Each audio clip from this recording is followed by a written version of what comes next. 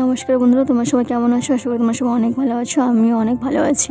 দেখো বন্ধুরা, আজকের দিনটা আমার জন্য অনেক স্পেশাল, অনেক আনন্দের দিনটা। কারণ এই ব্যাগটা আমাকে একজন পাঠিয়েছে। তো ব্যাগটা আমাকে কে পাঠালো আর ব্যাগের মধ্যে কি কি আছে, তো চলো এখন সবটাই আমি তোমাদেরকে দেখাবো। তার আগে আমি একটু যাই, এয়ারপোর্ট থেকে ব্যাগটা আমাকে নিয়ে আসতে হবে। তো শুধু টেলার চেয়ার তো अभी বাকি হ্যাঁ।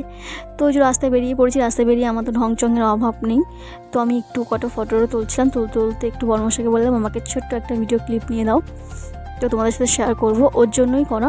আর তার মধ্যে বৃষ্টি পড়ছে, বৃষ্টি তো আমার অনেক ভালো লাগে।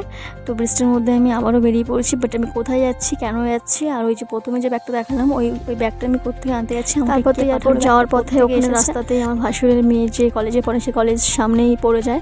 তো একটু ওখানেই গেলাম, গিয়ে ওকে একটু ফাইল দেওয়ার ছিল, ফাইলটা দিয়ে ওকে একটু টাটা বাই বাই করলাম। টাটা বাই বাই করে তারপরে আমরা আবার বেরিয়ে পড়লাম। এই ভিডিওটা একটু ভালোভাবে লক্ষ্য করবে, এক্ষুনি একটা প্লেন নামবে।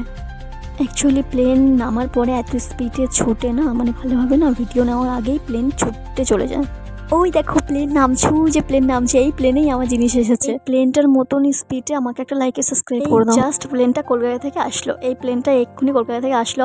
আর আর ওখানে আমার পাড়াতে যে দুটো দাদা আছে, সেই দুটো দাদা আসছে আমাদের আন্দামানে কাজ করার জন্য। ওদের হাতেই মা কিছু সামান পাঠিয়েছে আমার জন্য।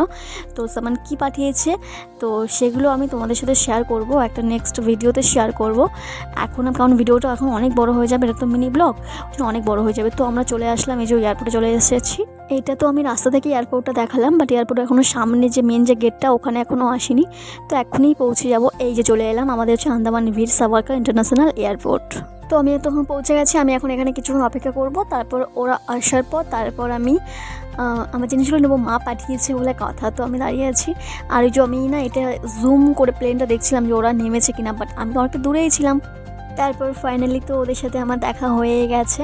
এই মনে হয় আন্দামানে যে একটা কারোর সাথে দেখা হয়েছে, চেনাশোনা কারোর সাথে, যেদিকে দেখাই সব অচেনা লোক। তো এদের কাছ থেকে আমি ব্যাগটা নিয়ে নিলাম, নিয়ে তো চলে এসেছি বাড়িতে। মাঝখানে একটা ভিডিও ক্লিপ নিতে পারিনি, অনেক বৃষ্টি হচ্ছিলো তার মধ্যে।